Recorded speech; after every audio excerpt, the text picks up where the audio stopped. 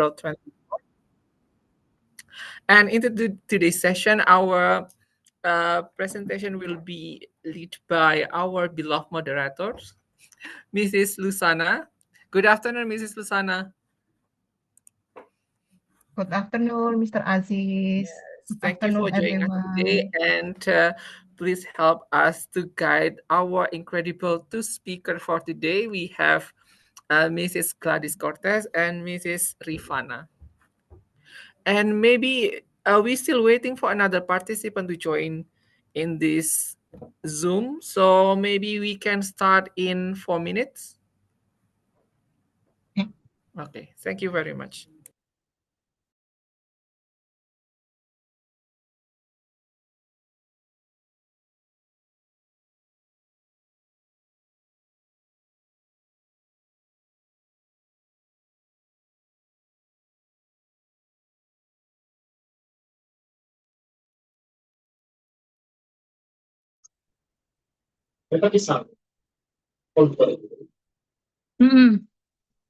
Nyata.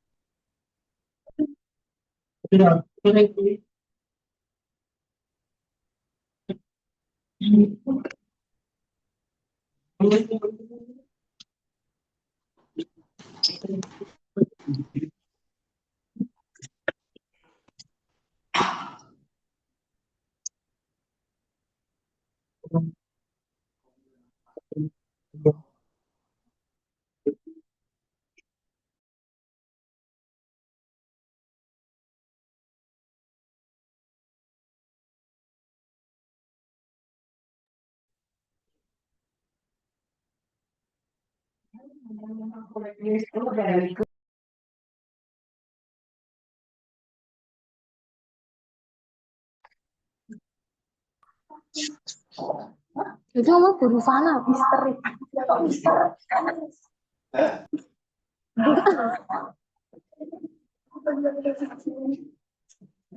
Dari tesnya lagi loh, Mbak.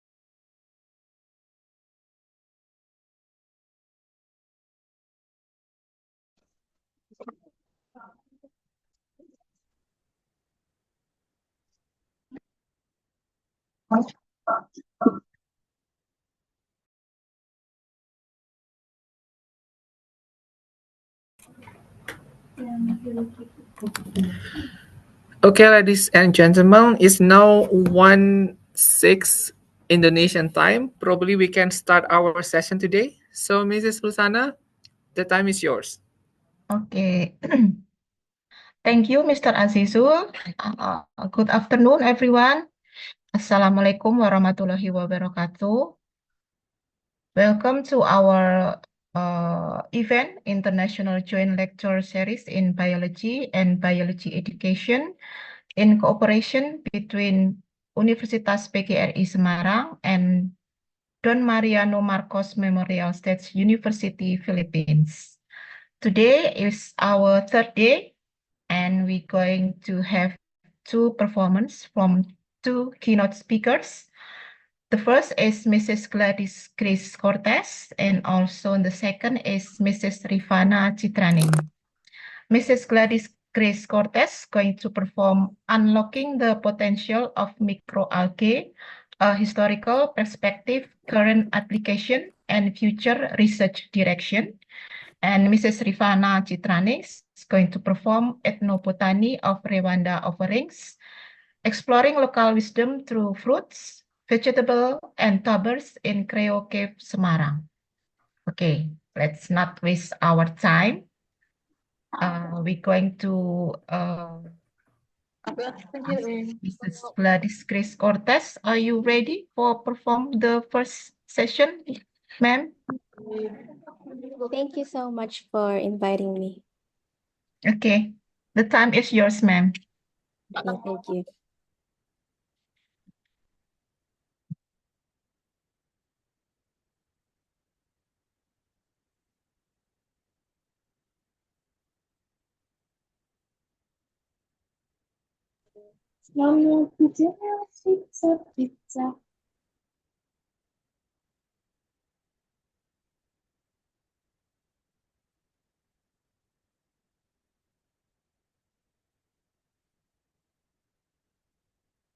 Can you see my presentation?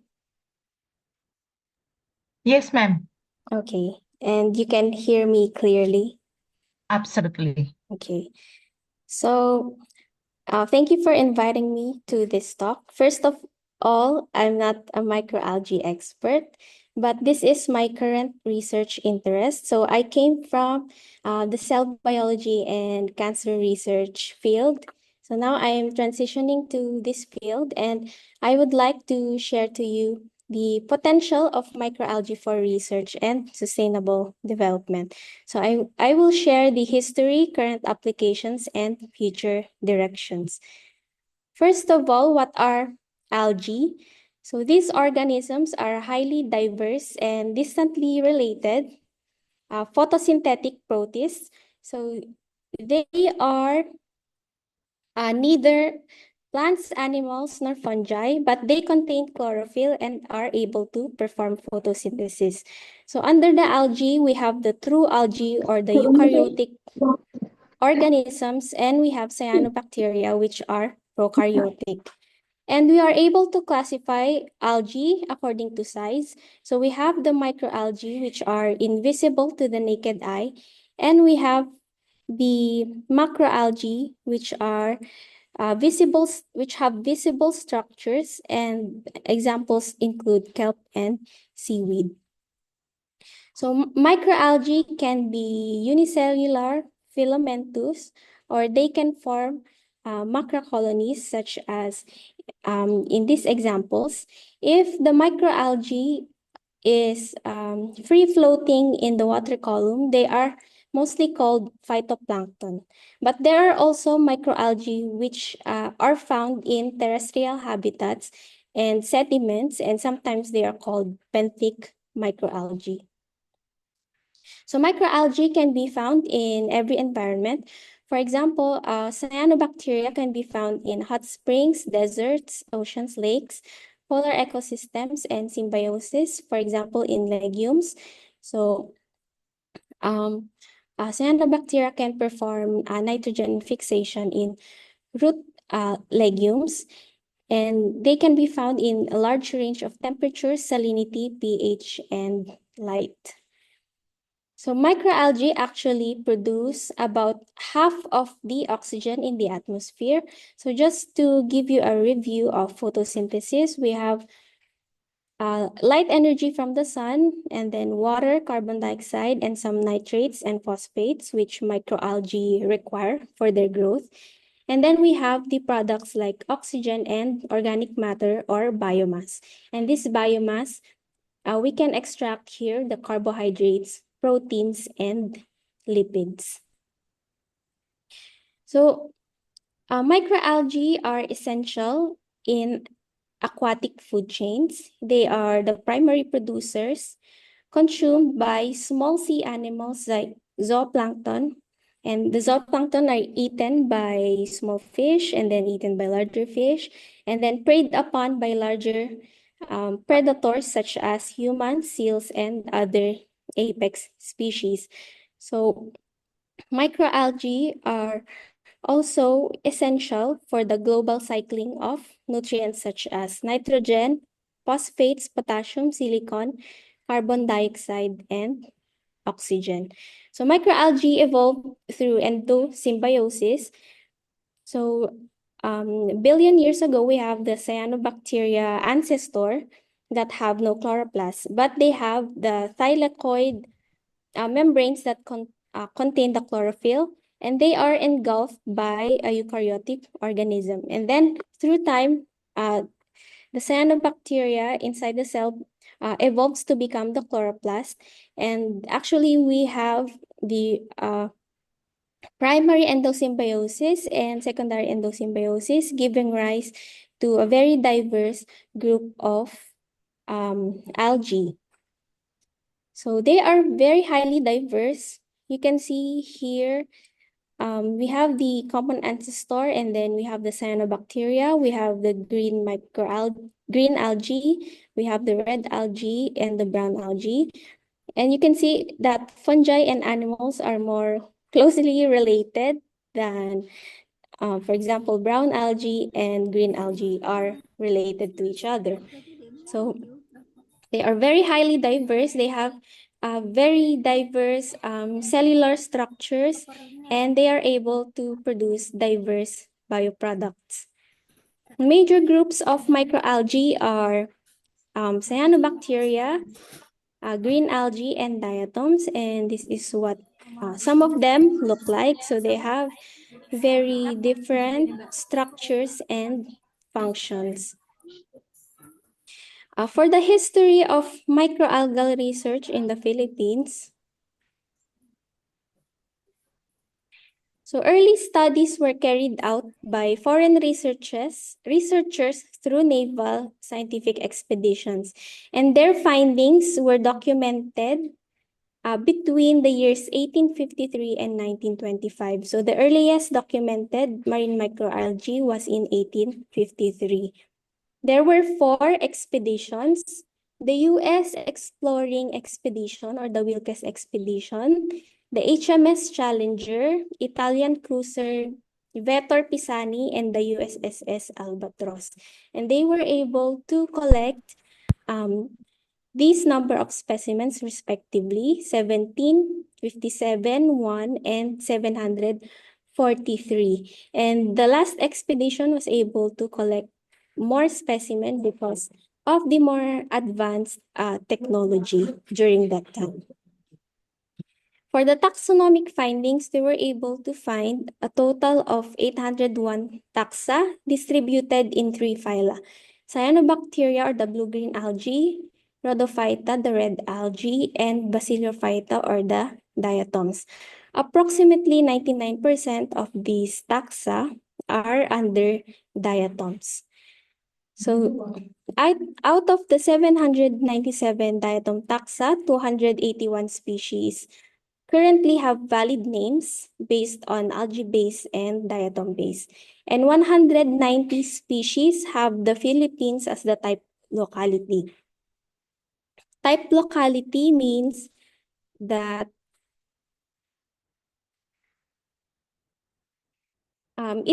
a type locality refers to the location where a species is first identified.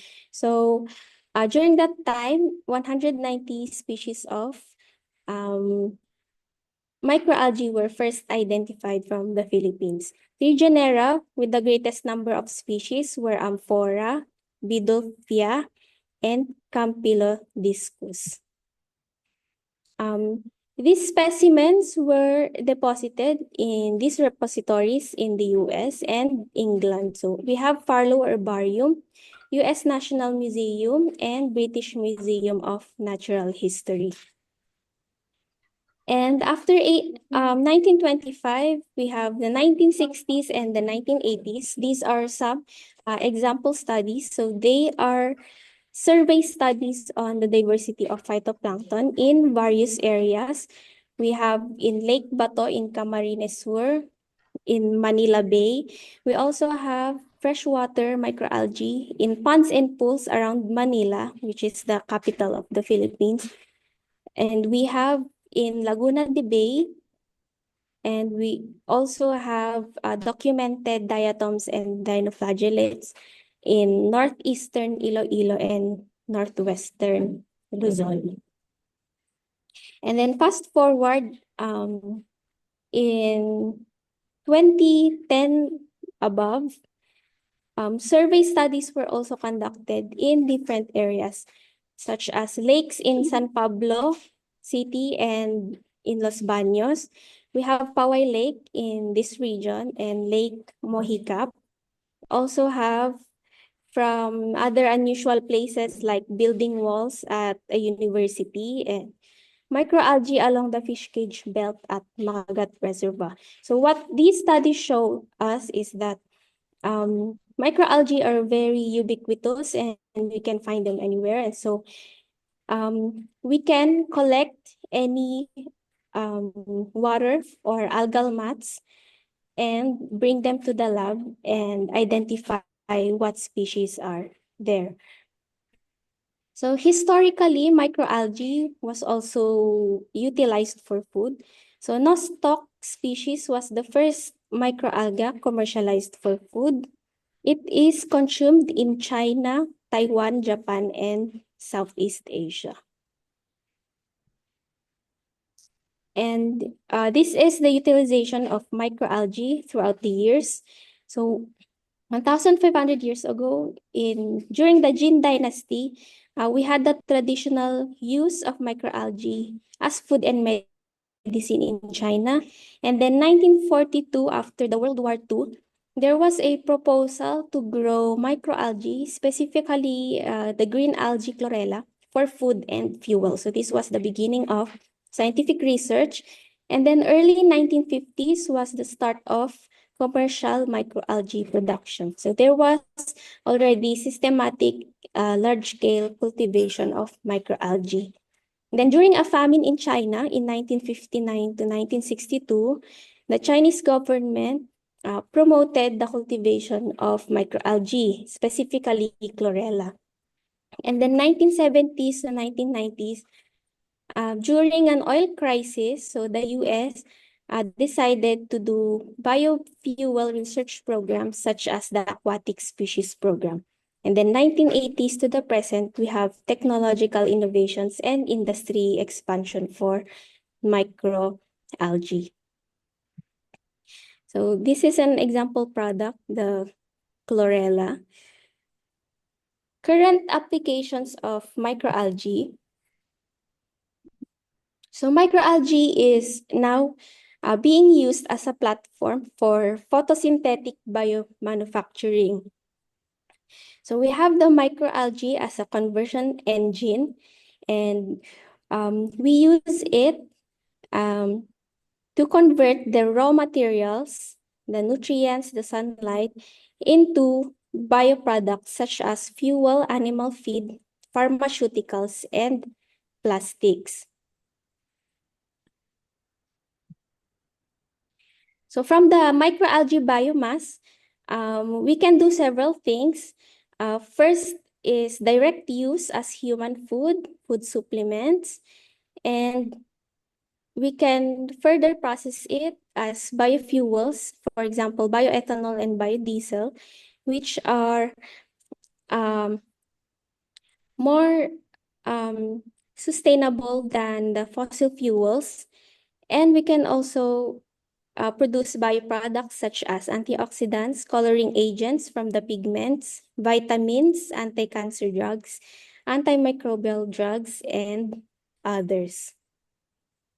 So microalgae produce a wide spectrum of products.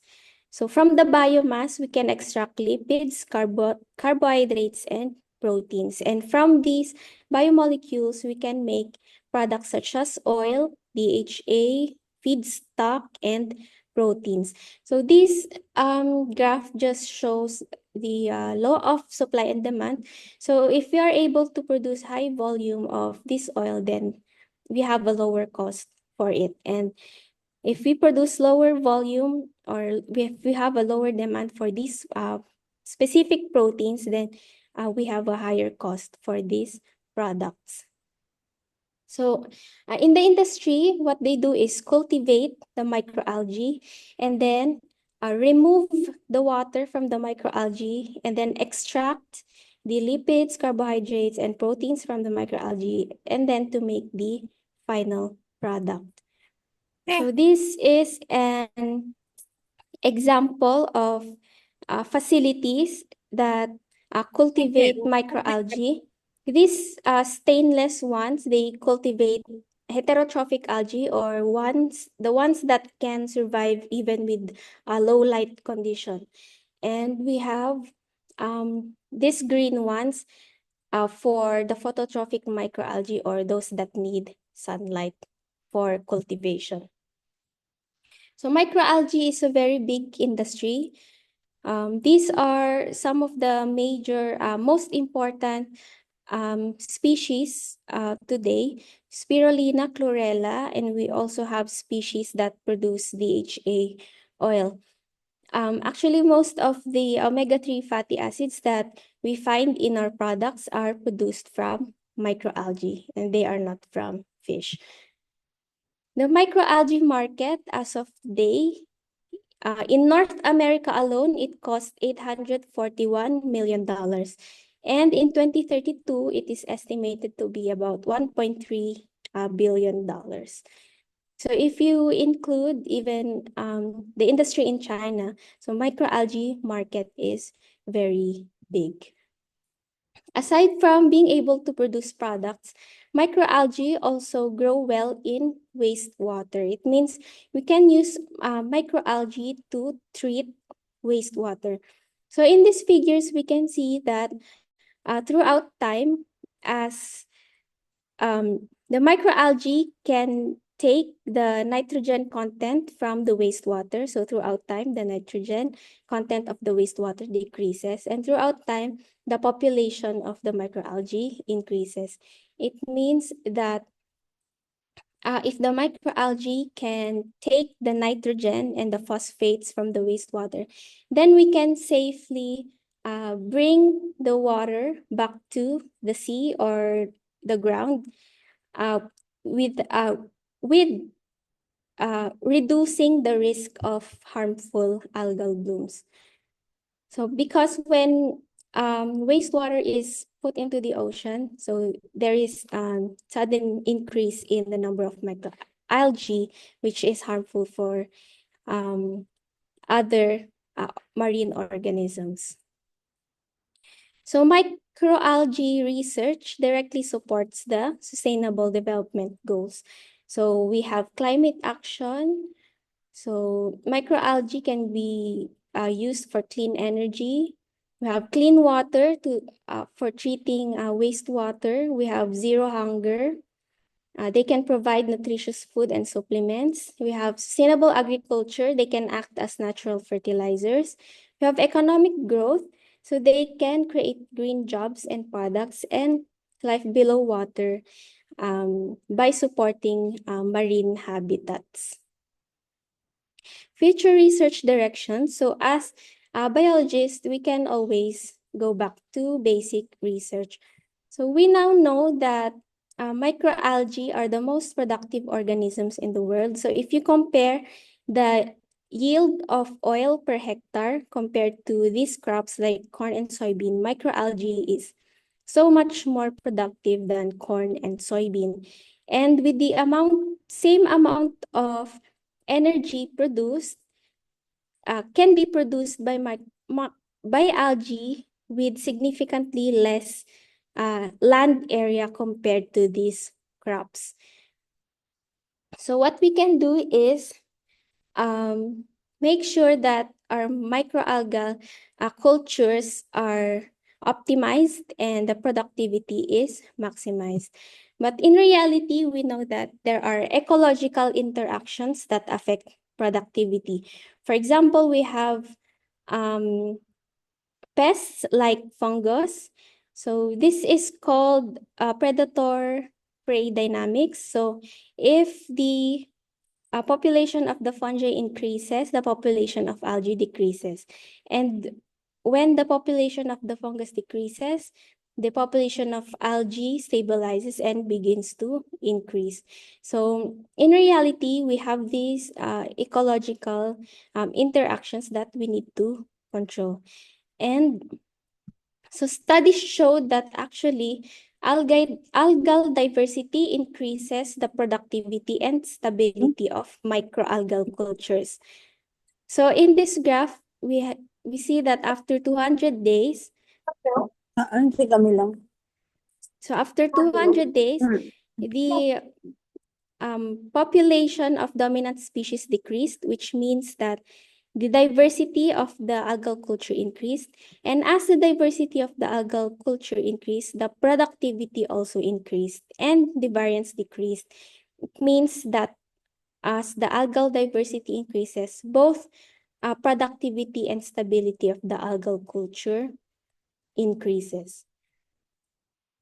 So in La Union, the province where our university is situated, I haven't found peer-reviewed published paper on microalgae, but I found this terminal report, but I cannot access the content of this report. So actually, microalgae research has a very high potential in our region. So we are also in a coastal region where there's a lot of water, and so we have a recently proposed study that's under review. So we are planning to conduct diversity analysis of microalgae in an estuary swamp in Bawang. Bawang is a municipality in La Union. So this is what we plan to do for the next 2 years. So I hope I was able to inspire you to be interested in microalgae research. So if you have an environment with water or even terrestrial environment, you can always find microalgae and you can always conduct a diversity study about microalgae. And through these studies, we can actually help create a sustainable future using microalgae. And thank you. That is all. Thank you so much, Mrs. Gladys. Okay, we're going to move to second speaker, Mrs. Rifana. Are you ready? Yes, Ms. Rosana, I'm ready. Okay, the time is yours, Mrs. Rifana. Okay, thank you.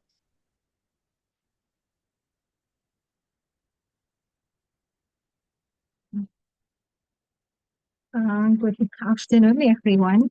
Warm greeting from Semarang, Indonesia.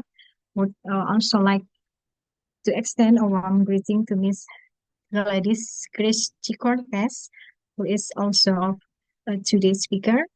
Good afternoon, esteemed lecturers from UGRIS dan Don Mariano Marcos Memorial State University. Warm greeting as well to our moderator, Miss Lusana.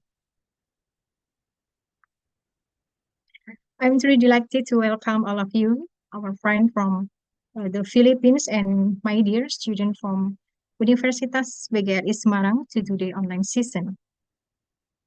It's a pleasure to have you join in cross-cultural exploration. We'll dive into rich tapestry of ethnobotany. focusing on the unique tradition of Rewanda offerings. Through this discussion, we'll discover how local communities use plant not only for their biological value, but also as symbol of wisdom, spirituality, and cultural heritage. Let's begin this learning journey together with open mind, curiosity, and appreciation for the wisdom of nature and tradition.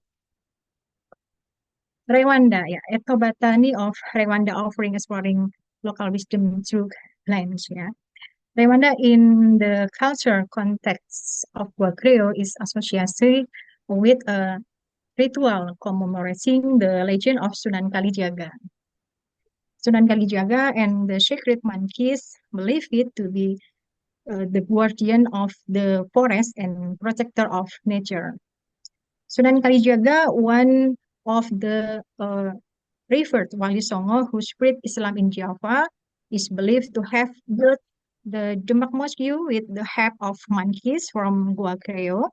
According to local legend, the monkeys helped transport thick wood across the river, which was used in the mosque construction. After completing their task, the monkey remained in the forest surrounding Wakreo and have since been regarded as sacred being and protector of nature.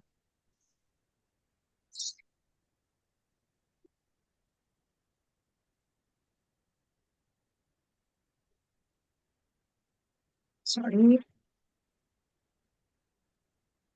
I'm read it again.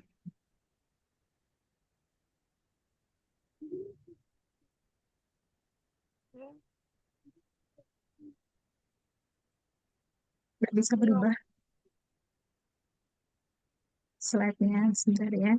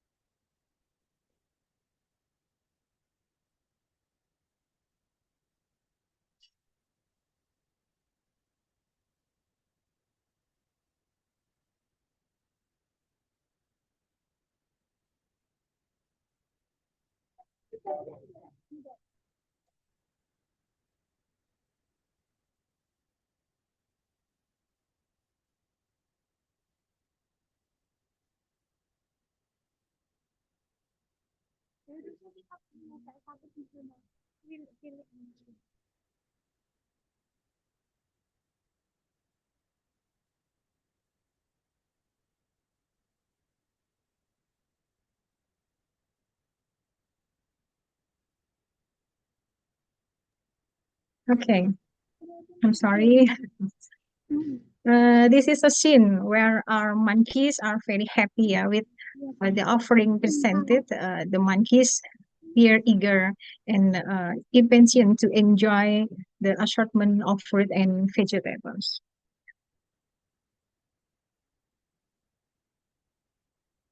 Yeah. The scientific study of relationship between people and plants across different culture and time periods. Of course, area document how culture use plant for food, medicine, building materials, tools, clothing, and religious purpose.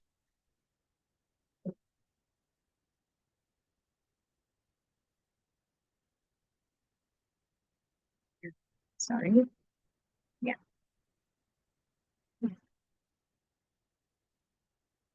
I have an ethnoflog that portrays the ritual procession of Rewanda offerings. If we still have time later, yeah, we can watch the ethnoflog together. Kreo Cave is situated in Goa Kreo, district of Semarang, Central Java, precisely on the edge of the Jatiparang Reservoir. According to local folklore, Sunan Kalijaga sought assistance from a group of monkeys during his search for timber to construct the Demak Mosque. Today, the site is recognized as a cultural heritage location and continues to serve and as the venue for an annual tradition ritual. Yes, I have a balance here. This balance the sentence sesaji tumbuhan ya, mewujudkan harmoni. Jadi human as being who live and act in the cycle work and possess spiritual awareness for community, balance, gratitude, and unity. Nature as a dwelling place and source of life for human, and as part of creation Tapi that naman lagi deserve kapag respect. audio. Spiritual force, including ancestral spirit, invisible being, or supernatural powers, believe it to influence human life and nature. By creating and presenting offering made in from plants, the Javanese people believe they are maintaining a balance and harmonious relationship between these three elements. It is from maintaining a balance and harmonious, yeah. Symbolic communication, expressing gratitude, asking for protection, and showing respect toward to unseen force, while also promoting environment preservation and reminding human of their interconnected with the universe and the spiritual realm. Yeah. When I teach the topic of plant diversity and the structure and development of plants, one of the element of local wisdom I plan to introduce is Sesaji Rwanda ritual at Guacreo. Yeah. Through ethnobotanical exploration, fieldwork, yeah, of ritual which I will present to class or to student. It fieldwork and interview with local residents. Students can investigate the types of offering used during of Rwanda procession. This exploration will allow them identify various fruit used in the offering and categorize them based on their morphological characteristics, aligning perfectly with our upcoming lesson on fruit morphology. It's a timely opportunity as next week. Yeah. Biology education student at Greece will begin the topic of fruit. I tend to use this moment to introduce local wisdom as a meaningful and contextual way to identify fruit, vegetables, and tubers used in Sesaji Rwanda, enriching their scientific understanding with cultural insight. Yeah, as we can see in the picture, yeah, the fruit used in Sesaji Rwanda ritual that are most favorite by monkeys include bananas, coconut, and papaya. Each of these fruit has symbolic meaning, yeah, such as banana, symbol abundance and prosperity, different varieties carry specific meaning in ceremonies. Coconut represent purity and completeness. Use whole or cut to refill to white flesh within. And papaya signifies health and healing. Its many seeds represent fertility and abundance. Yeah. Early, I share some example of fruit often used in Sesaji Rwanda ritual. No, let's check out some photo of offering made with vegetables and tuber from the Javanese people. Yeah. Then this also has special meaning, ya, like cucumber, bean, kemudian green leaf, and eggplant atau terong ya dalam bahasa Indonesianya. And tuber of local tradition, cultural elevation, uh, historical significance, ancient staple foods, and sustain communities for centuries, and foundation plants, literally and figuratively, the roots of food security. Yeah. Eastern out of community in Java usually have specific methods for harvesting and gathering. They use the Javanese calendar to choose an auspicious day for harvesting, yeah, before the harvest. There also a ritual prayer to ask for blessing and fertility, and they follow certain harvesting techniques. Yeah. many technique in planning, preparation, harvesting, and gratitude. Yeah, consulting lunar calendar or auspicious hasting dates, preparation, offering praise before entering garden and or forest. Yeah, this practice highlight the deep wisdom embedded in traditional ritual where every element serves a purpose, not just spiritual but also nutritional, uh, and then medicinal, kemudian social, and reflecting a holistic way of life deeply connected to nature and community. Yeah, in many traditional communities, conservation is deeply rooted in ritual practice.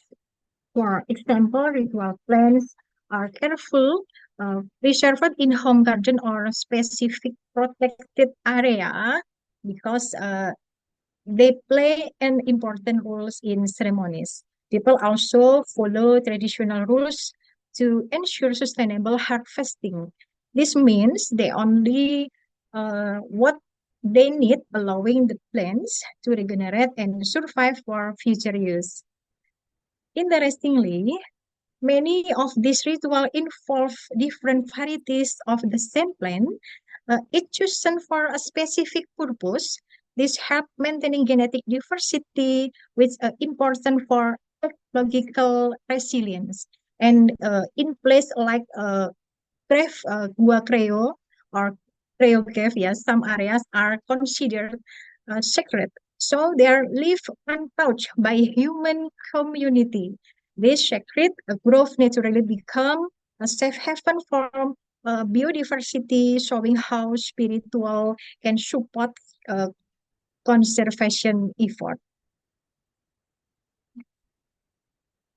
Yeah, let me explain how traditional ritual play an important role in conservation effort. Yeah, first, when we talk about biodiversity protection, ritual plants are not just collected randomly. They are correct. They are carefully preserved. Many local people grow this plant in their home garden or in protected area because they're considered sacred and valuable for fruits. Yeah, valuable for ritual. Yeah. And the second, the community applies sustainable harvesting methods. There are traditional rules or taboos that help prevent overhasting. This custom ensure that important plant species continue to grow and thrive for future generations. And third, this ritual also help preserve genetic diversity. For example, different varieties or varieties, yeah, for of plant are maintained specially because each type has a unique function or symbolic in ritual. So even small differences in plant types are seen as important. And lastly, we see sacred growth. Certain natural areas like parts of the forest near Creo Cave are left untouched. Ya, untouched, nggak boleh dipegang gitu ya. Because they're believed to be spiritual powerful. These sacred zones become kind of natural conversation area, protected not only plants but also animal and ecosystem. Yeah, so in this way, ritual practice are not only cultural tradition, they also help protect biodiversity and the environment in very sustainable way. Yeah, local wisdom, ya. Local wisdom adapting to environment change. Ya, local wisdom play a key role in helping communities adapt to environment change. When faced with challenge like drought, for instance, and people often switch to planting drought resistant varieties. This knowledge has been passed down through generation. Uh, to deal with pest outbreaks, traditional farmer use combined planting technique. They grow certain plants together because over time they've learned which combination help protect crop naturally. For example, one plant might repel pests that harm another. When soil quality begins to decline, communities rotate the area where they grow offering plants. This help the land recover and stay fertile. And when natural habitat are turned, especially those are rare species, people sometimes create secret zone where no harvesting or disturbance is allowed. Yeah, this secret protection zone are deeply respected and help conserve biodiversity while keeping spiritual traditional alive. Yeah, this topic is more of traditional knowledge and practice surrounding. Yeah, sacred as medicinal plants, these plants are deeply valued by indigenous and local communities for their in healing and spiritual ritual. Sacred and medicinal botanical species, yeah, certain plants are considered both sacred and medicinal. These are not just ordinary plants; they hold deep spiritual meaning and also provide health benefit. Communities recognize their importance and treat them with great respect. Identification of sacred plants. Uh, Plants that have both spiritual and healing powers are usually well known by local elder or knowledge keepers. These people are carefully identify and document of the plant, often passing the wisdom down through generation. Um, Sustainability collection to protect the plants and ensure they don't disappear. Special rule are follow when harvesting them. This sustainability practice have make sure that future generation will still be able to access and benefit from these important plants. Um, Preparation methods, yeah. The way these plants are processed, yeah, such as drying, boiling, or mixing, follow traditional methods. These techniques are designed to bring out both their healing power and their spiritual energy. Yeah, and the application in ritual, these plants are often used in traditional ceremonies. They play a role in healing ritual and are also part of culture of community celebration, serving both physical and spiritual purpose. This section discusses the major thread of ethnobotanical knowledge, the traditional understanding of plant use for healing, ritual, and cultural practice. As the modern world changes rapidly, many of these valuable traditions are at risk of being lost. Yeah, urbanization. As more young people move to cities in search of work and modern lifestyle, they often lose touch with traditional plain knowledge. Yeah, the elder who had this wisdom might be left behind in rural areas, yeah, and with fewer people to pass knowledge onto, this cultural practice began to fade. Yeah, urban migration causes disconnect between generation and weakness and prefers preservation, yeah, of rural knowledge system. And climate change, global climate change are shifting of natural growing season of many plants. This affect when and where traditional harvesting can take place. In some cases, sacred or medicinal species no longer grow in their usual habitats, making them harder to find, to use. This disrupt not only traditional practice, but also the cultural and spiritual ritual uh, tied to specific season.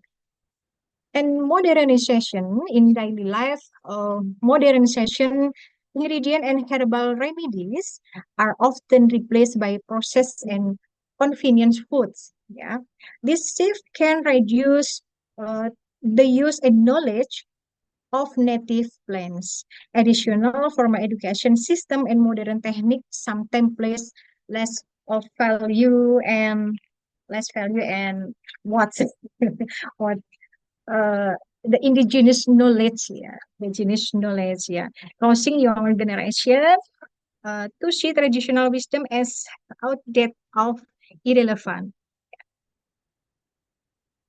Yeah, as environment change and globalization continue to reshape ecosystem and cultural practice, communities are finding ways to adapt their ethnobotanical tradition, particularly in the use of plant for ritual without losing their spiritual significance. Yeah. Traditionally, many indigenous and local communities adhered to strict guidelines regarding the plant's use in ritual and ceremonies. Each plant had a unique culture, symbolic and spiritual value, and use specific species are often considered essential for the ritual to be valid. Yeah, substituting one species for another was uncommon and sometimes even taboo. Yeah, as it could be seen as disrespectful or as diminishing, yeah, the ritual authenticity.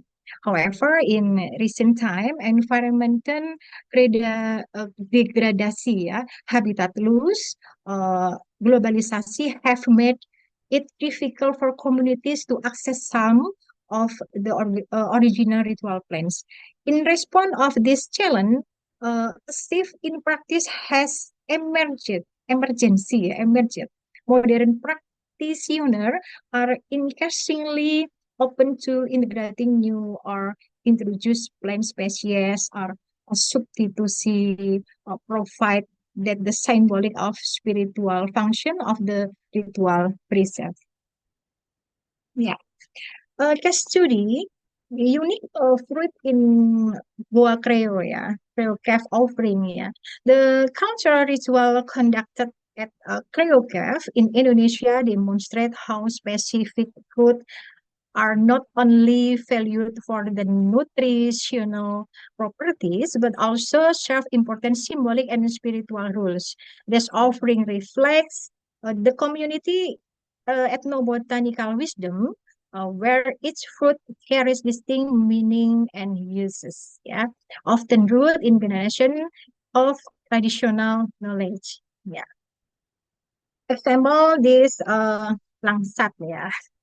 Langsat in Lanthium parasiticum. Yang langsat is sweet, translucent fruit commonly believed to attract beneficial spirit during ceremonial offering. Beyond its symbolic role, um, it contains bioactive compound known for their effectiveness against intestinal parasite, making it a fruit with both mystical and practical use. Ya. And then mangosteen ya, mangosteen atau manggis di dalam bahasa Indonesianya ya, Garcinia mangustana, known as the queen of fruit ya. Mangosteen plays a central role in ritual associated with uh, prosperity and abundance. Its vibrant purple rich and rich antioxidant content give it dual identify fruit of aesthetic beauty ya and medicinal value, particularly for its anti-inflammatory properties. And rambutan ya, Aceh ya, Neptunium lapacum ya. The rambutan is bright red, hairy apparent, symbolic abundance, and the unity for buah yang manis ya. Sweet fruit ya. Okay. As we face rapid environment and cultural change, the need to preserve ethnobotanical heritage become increasingly urgent, not only to safeguard biodiversity, but also to honor the wisdom and identify of indigenous communities. Yeah. conclusion, this preservation of botanical heritage is a vital endeavor that goes beyond conserving plant species. It involves protecting the knowledge, ritual, and cultural meaning attached to them.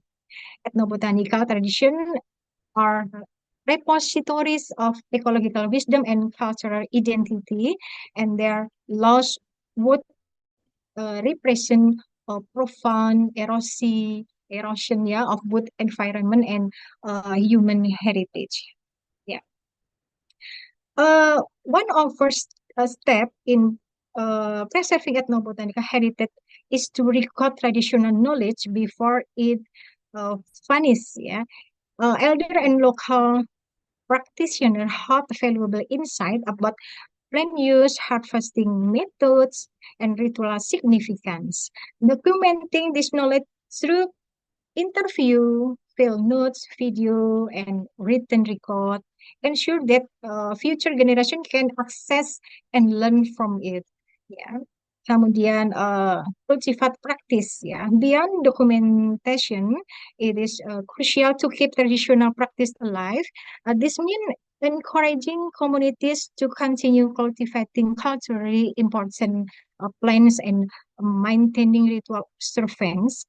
School, cultural program, and local initiatives can play a key role in supporting this active preservation, helping tradition and fulfill without disabling. Yeah, and integrated knowledge. Yeah, sustainable future depend of blending traditional wisdom with modern conservation strategies. Local ecology knowledge often offer time-based practice for land management, biodiversity protection, and community health by integrating this knowledge into uh, scientific research, yeah, policy making, and education.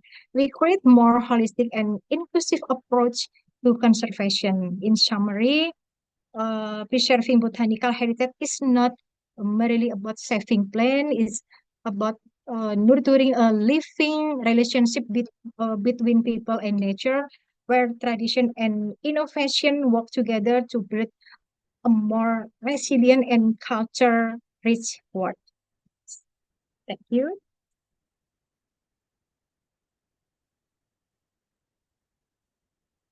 Okay, thank you, Mrs. Rifana. Okay, we begin our next Ayo event Ranggowo. is question and answer. Do you have any question to our speaker? You may raise your hand, or maybe you can chat through this platform.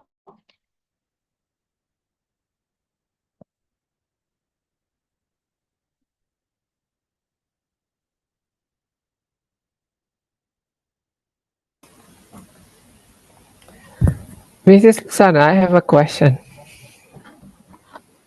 Sorry.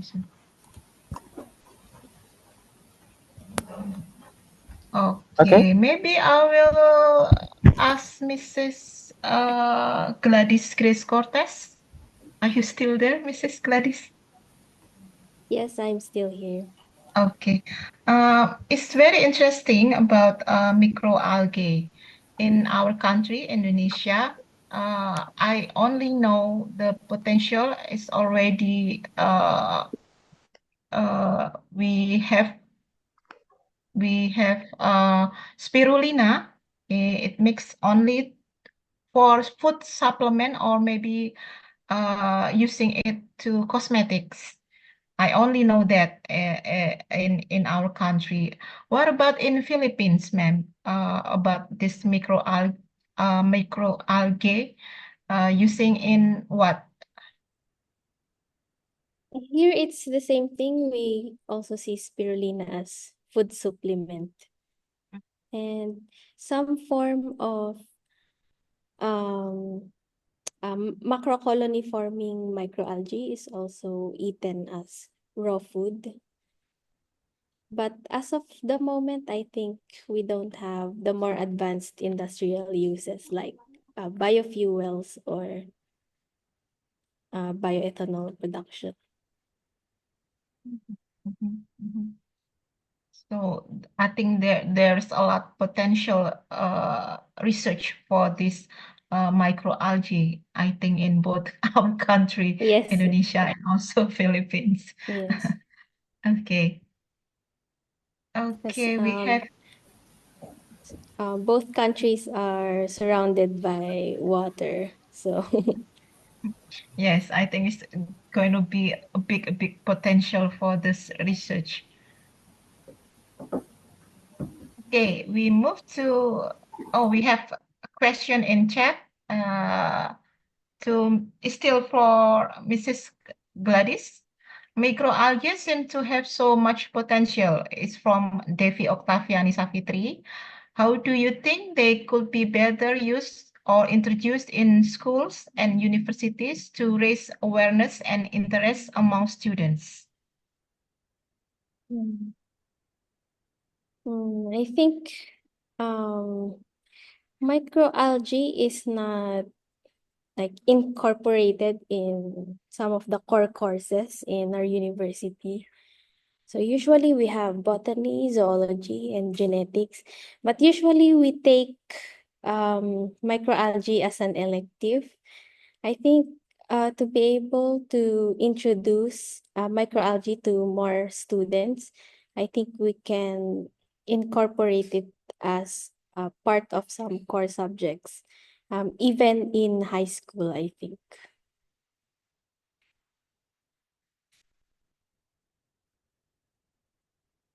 That's all.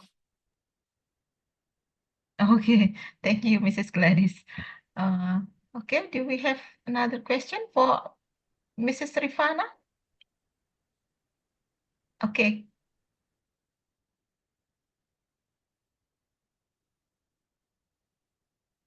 Maybe I will have a question, Mrs. Rifana, waiting for another question. It's Yes, ini interesting. mahasiswa ada yang tanya barusan. Okay, okay. Ya, There's a student going ya, to ask. Agnesia, ya. Okay, Agnesia, please. okay.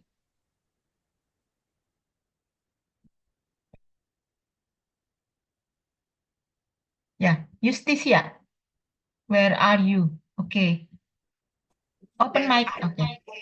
Uh, okay. First of all, thank you for the opportunity you have given me. For Mrs. Rifana, I would like to ask about our statement that curtains plants are considered as a connection between humans and ancestral spirit. Based on that, could you please show plants in the Guacreo forest are believed to serve that role? Ya, terima kasih, Justisia. Yeah, in response to your question about the plant referred to in Huacreo forest, yeah, based on Japanese tradition and the connects of ritual like Sasaji Rewanda, the plants that are often considered sacred of spiritually meaningful and commonly used include beringin. You know beringin, Ficus jame.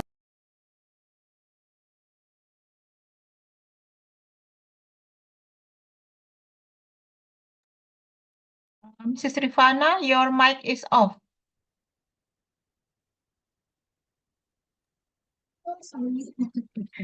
Ya, saya ulang ya.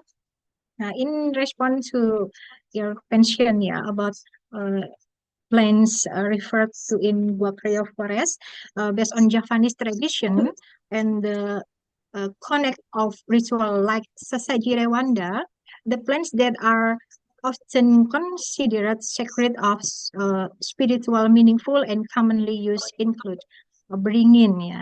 Do you know beringin? Ficus benjamina ya. often regarded as a tree inhabited by spirit and seen as a connection between the physical world and a spirit with tamarin tree. Ya. Tamarin apa itu? Asam ya. Tamarindus indica ya. Frequently associated with a secret place on banana tree, sang ya, musa.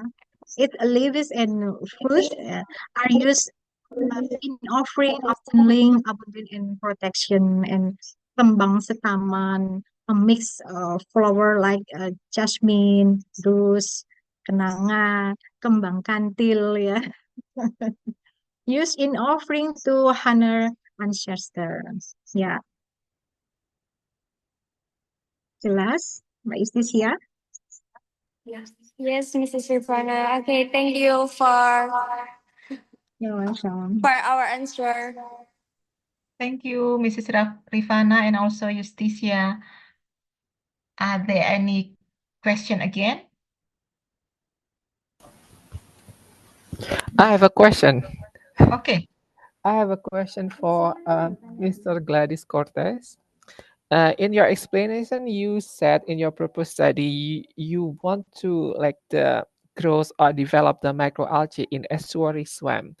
But we know that in a natural environment, there's a lot of threats, such as the fungus, as the like the natural enemy of the microalgae. So can you give some explanation on how we, or maybe some people, if they want to grow microalgae in estuary swamp or another like the natural environment, how to prevent the risk of getting losses in the production because of the pest? Oh, so I want to clarify that Uh-huh. in our proposed study, we are going to assess the diversity of microalgae in an estuary swamp. So we are going to collect samples and then determine what organisms, microalgae organisms are there. So it's more of like a basic research. So we want to discover if we can find some unknown species of microalgae there, or what kind of species grow best in that kind of environment. But in terms of the fungi part, those challenges are usually found in the industrial part of the microalgae.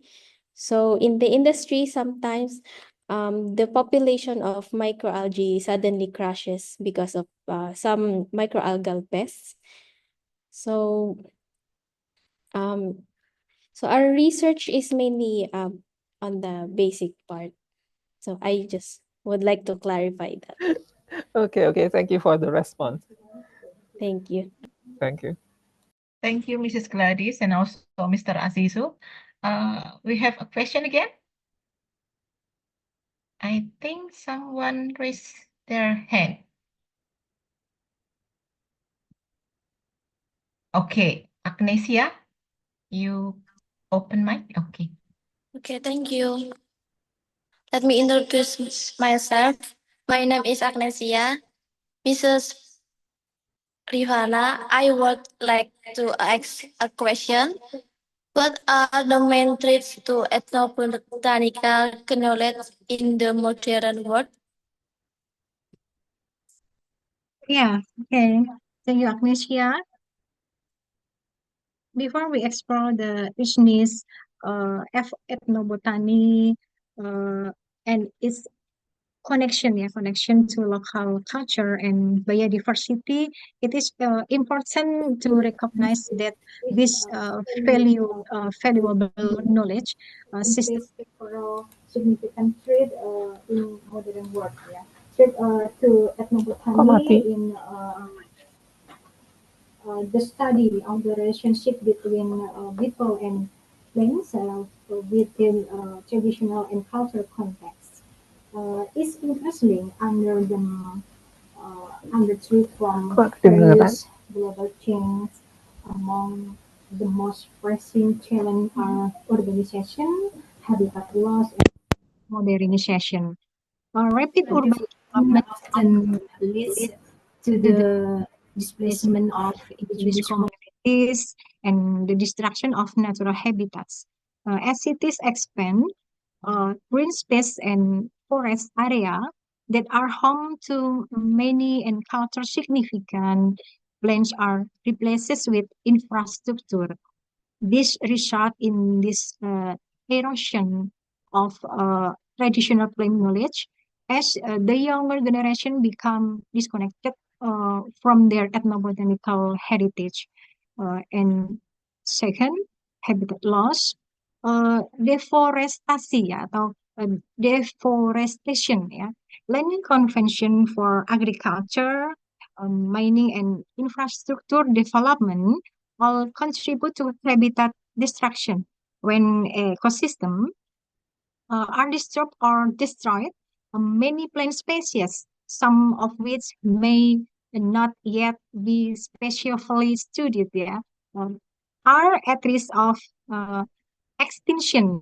This also disrupt of intricate relation between plants, local community that rely on them for food, medicine, and ritual. Yeah.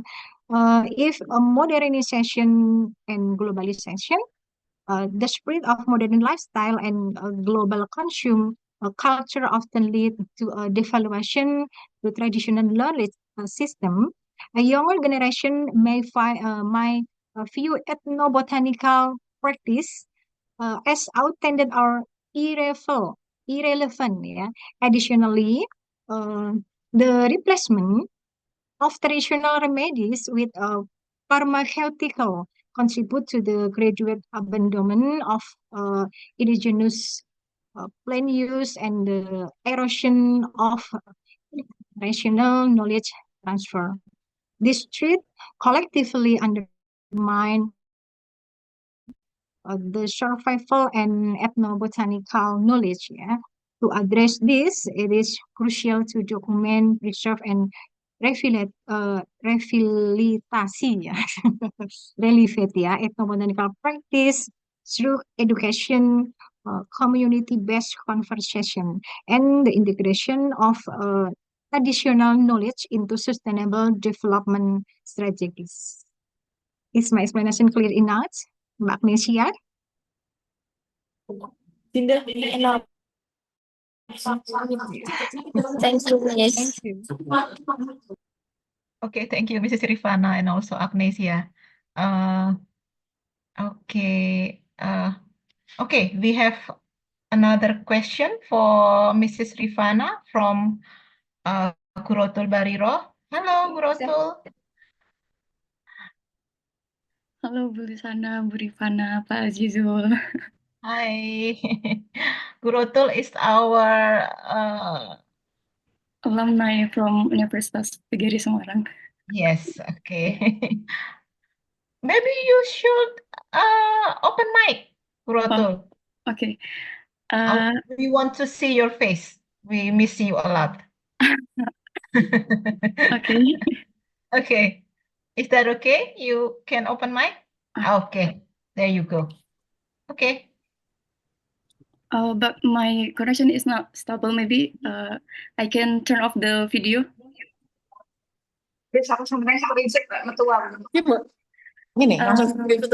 Okay, I'm currently attending this lecture session with great interest as the topic of Sesaji Rwanda, which explained by Mrs. Rifana is the same one I previously explored in my ethnopedagogy class.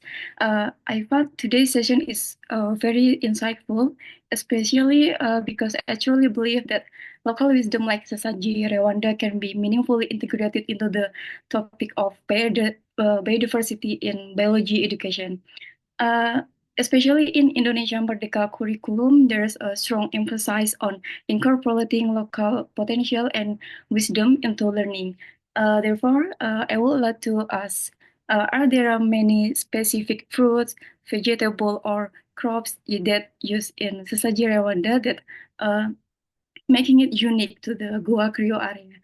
We use biodiversity elements that cannot be found in elsewhere. If that's so, this could be powerful teaching tools in the classroom because a student would know. It can help students to recognize the importance of conserving local biodiversity, not just as a concept, but as a real cultural and ecological necessity tied to traditional practice like Saji Rwanda. So this way, students won't just study biodiversity theoretically, but they also be encouraged to take a part in conservation effort grounded in their own local context. Is that clear for my question? Yes, yes. Okay, Mrs. Rifana? Are there any, methods or maybe learning model for this special fruit or maybe plant Yes. in Creo Cave? Maybe if Yes. we doing that, we can promote the Creo Cave. Tanaman ya, oke. Dalam Indonesianya tanaman yang nggak ditemukan di tempat lain adanya hanya di Gua Creo ya. Yes. Betul, Ibu. Ya, good mention. Siapa tadi? Murotul. Yeah. All of the unique plants used in the Rwanda offering ritual in bambu kerincing ya. Jadi tanaman yang tidak ditemukan di daerah manapun selain di Gua Creo itu adalah bambu kerincing ya, bambu kerincing, a local variety of bambu, jadi endemic ya, which is rare and cannot be found in other place ya. This bamboo has distinct active ya, a rattling sound when shaken, a symbolic spiritual communication and protection. It is considered sacred and is only harvested during specific ceremonies. Guratul. And other places used in Rwanda offering include banana, coconut, jasmine flower, ada kembang taman, mixed flower ya yang tadi saya terangkan. Kemudian rice grain or cakes, jadi simbolis sustain gratitude and the cycle of life, sometimes presented in various traditional form. So, with Jelas, this, Mbak. yes, maybe with this plant is already made in this maybe herbarium or maybe in catalog or maybe anything else, Mrs. Rifana, that can Yes, perform in class? yes. You can make a catalog, make design, yeah, a book, yeah. I think maybe if plants we use herbarium or maybe we can make herbarium for this plant to promote this Gua Creo, this Creo cave.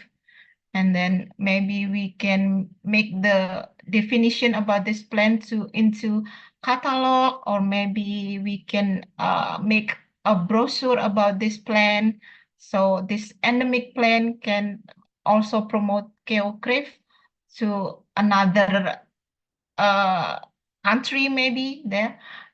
So they can go to Geocrypt to watch this plant. Maybe like that, Guru. Okay, thank you for the answer, Mrs. Lusana and Mrs. Rifana. I think Okay. it's enough. Okay, thank you so much, Guru. Are there any question again? Maybe in chat? Okay, I think it's already past the time. Thank you to our lovely, beautiful speaker, Mrs. Gladys, and also Mrs. Rifana for the lesson today. And we have conclusion for this our session this Thursday. From Mrs. Gladys Grace Cortez, we learn about microalgae, the definition, and then classification, and also application microalgae in biomanufacturing. And from Mrs. Rifana, we'll learn about ethnobotany of Rwanda offering, about the fruit that used to this ritual vegetable, and also how we collect them. And then we also learn about this endemic plant in Creo Cave. I think that's all from the conclusion for this international joint lecture today. Okay, Alhamdulillah, we already finished for this third session. We still have one day tomorrow for this lecture series. I hope you can still join too tomorrow because our last day. Thank you. The time is to Mr. Azizul. Okay, thank you, Mrs. Lusana, for wonderful session for this lecture series. I would like to thank you once again to all of the speakers for both incredible speaker and also for all of the attendees. And I want to remind for everybody here, please, you can fill out the attendance link we provided in the chat already. So for the certificate and all of the information will be provided after all of the event have been concluded. And don't forget, tomorrow we have the last lecture series with incredible speakers as well. So don't forget to join for the tomorrow. We will see you again tomorrow. I hope we can see you again. And maybe before I close this session, I would like for everybody to turn on your camera so we can get a nice screenshot for all of the attendees today. Okay, so maybe we can turn on our camera and let the operators have nice screenshots.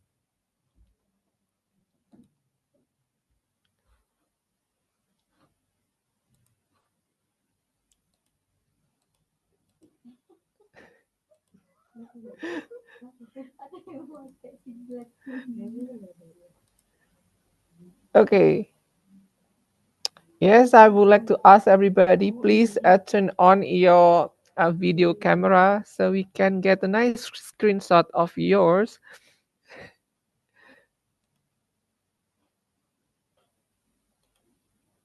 Oke. Pak Fitri tolong langsung diskon seadanya aja ya. Mhm.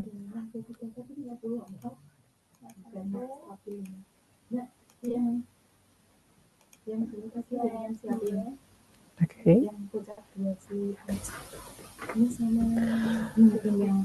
Okay, thank you everybody for joining us today, and I hope this lecture series will give some benefit for all of you, for me as well, knowledge, experience, and I hope from this event today's forward, we can continue our collaboration either in the lecture series or in another academic activities like the research or something. So thank you very much for joining us today. See you tomorrow and goodbye.